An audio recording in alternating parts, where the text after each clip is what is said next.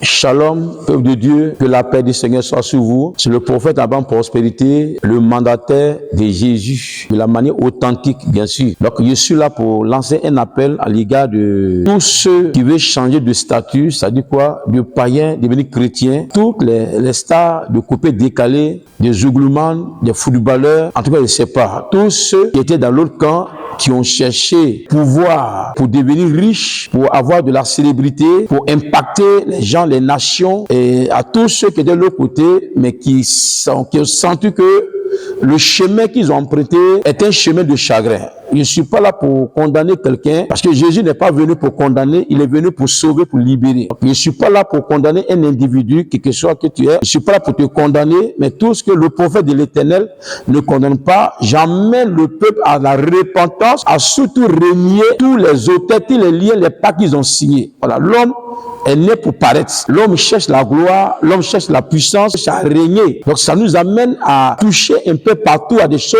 pour avoir de l'expérience. Mais si il y a plusieurs chemins pour arriver à la gloire. Il y a plusieurs chemins pour avoir la puissance.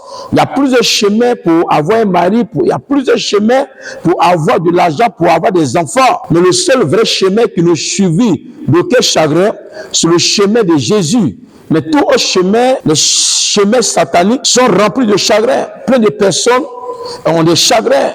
Aujourd'hui, le serpent que tu as envoyé dans ta maison, le serpent a commencé à te traumatiser, le serpent là a commencé à te détruire, à réclamer la vie de tes enfants, à réclamer ton époux, même ton épouse.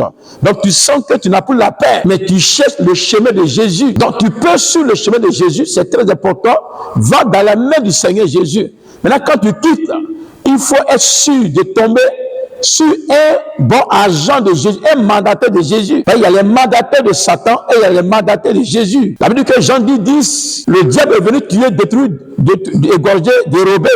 Mais Jésus est venu pour donner la vie en abondance. Elle est venue pour que les brebis aient la vie et qu'elles soient dans l'abondance.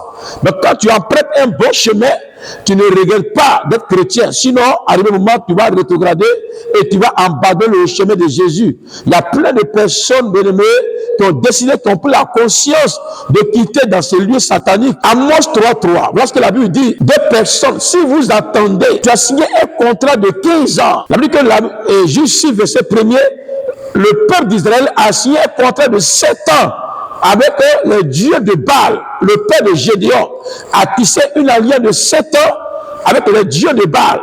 Une fois que tu signes le contrat de 15 ans, de 5 ans, de 1 an, tu es obligé d'obéir, de renouveler ce contrat. Si tu n'as pas renouvelé, c'est une trahison. Amos 3.3. Si tu as fait un vœu, respecte ce vœu. Tu as tissé une alliance avec un marabout, avec le diable. L'esprit des autres, pour 5 ans, le contrat a été signé. Tu as donné un bœuf, un mouton. Tu as donné le sang. Respecte cette alliance. Mais si tu quittes et tu cours, tu vas tomber dans une église. Dès que tu vas dans l'église, on te nomme pasteur, on te nomme chrétien, on te nomme bishop. Et tu as reçu la paix, tu vas à l'école pastorale, on te consacre prophète. Pourtant, tu as un engagement quelque part. Respecte ton engagement. Maintenant, si tu ne veux pas respecter l'engagement de ce diable, l'engagement de ce python, l'engagement de ce féticheur, tu peux venir chez nous. Nous allons t'aider à briser ces liens-là, ces hôtels. Nous allons les renverser. Tu diras devant le prophète de l'Éternel, l'alliance qu'il a tissée, je la renie pendant 21 jours. Pour te séparer, mais ils ne vont pas accepter, je te préviens. Le combat spirituel sera rude, terrible, parce qu'ils ne vont pas te pardonner. Plein de personnes se sont levées un matin, ils sont allés s'asseoir dans une église, et en le dirigeant leur demande, tu restes où tu t'en vas, et il dit je reste. Dès qu'il dit reste, on le nomme chrétien, s'il a l'argent, on le nomme diacre, on le nomme pasteur, on le nomme ancien des anciens, et pourtant, cet individu-là a les engagements spirituels. Il n'a pas renié. C'est quoi Pharaon? Moïse allait vers Pharaon. Moïse a dit à Pharaon, on appelle le ministère de la séparation. Moïse a dit à Pharaon, laisse-nous aller. On reconnaît qu'on a fait une alliance avec toi.